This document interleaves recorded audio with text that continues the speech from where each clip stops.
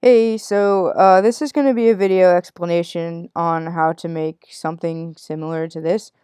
It's going to be an explanation rather than a tutorial because a tutorial would take a really long time. So the base image for this, sorry, I have a lot of stuff open, but this is the base image for this. So what I did to get her off of the background, you just use the wand. This is going to be really messy. So you hit W to get wand, which is like quick select. So you quick select that, and this is just going to be horribly messy. And you hit Command J to make a layer off of that. So then if you look at it by itself, that's what it looks like. So I put that into here so you can see that this layer by itself is just her. So the other background image that I used was this, and you see that it's blue now, but what I did was I used a hue saturation layer to colorize it. So there's a button here that says colorize. So if you take that off, you can mess with the hue and saturation that way, but it's easier to just hit colorize. And so see if you move this, it'll turn it overall different colors. So I had that on 21. But then I put her in it, and then I wanted to have her head, just her head here, to be more prominent. So I duplicated that, and I'm hitting Option, click, to see this part that's black is invisible and the part that's white is visible. So if you hit Option click, again, it'll come off and show you the regular image.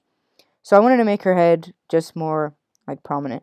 This is a stamp layer because her hair looked kind of funky over here. I'll zoom in. So this is just a stamp layer because I just didn't like the way that looked. I'm just being picky for that one. And then I put the fire in there.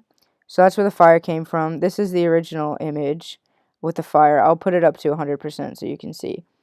So that's the original fire image. I've masked out this piece here because it was over her face in a way that I didn't like.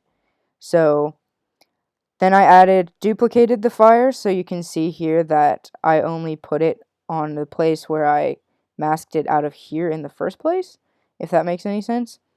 So this is what we have now. So if you click a layer also, if you click a layer and you hit shift, you can turn on all the layers underneath it. So that's how that goes. But then the rest of it is really just picky adjustments that I made. So this is sort of what it looks like now. And if I were to group these by shift clicking, I can hit group.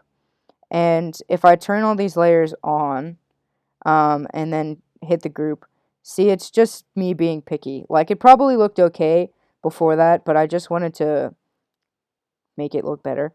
So this is just brightness contrast over the whole thing. So I added a whole bunch of contrast. And then this is just a lighter adjustment. So you can see where I put it if I option click again. I put it on her lips. So if I zoom in really closely, you can see that I did just a really minor adjustment on the lips. So there that is. This one is a curves adjustment that I put as darker. So I moved the curve there. And here's the mask for that. So I've used different opacities to put the curves adjustment where I want it in different opacities, I guess I would say. So if you look pretty closely, I have it zoomed in here, what I did with curves. So I did some stuff in her hair, I did some stuff on her face and under her eye and all that stuff.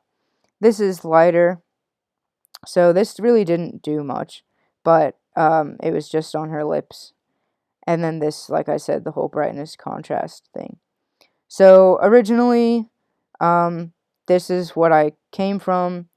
Well, this is what I came from, and this is what I ended up getting. So hopefully that's helpful. I would do a tutorial, but really it would probably be like an hour long, and it would be just too much. So that's sort of an explanation on how I did that. And if you have any questions, please post in the group or, actually, yeah, just post in the group. Thank you.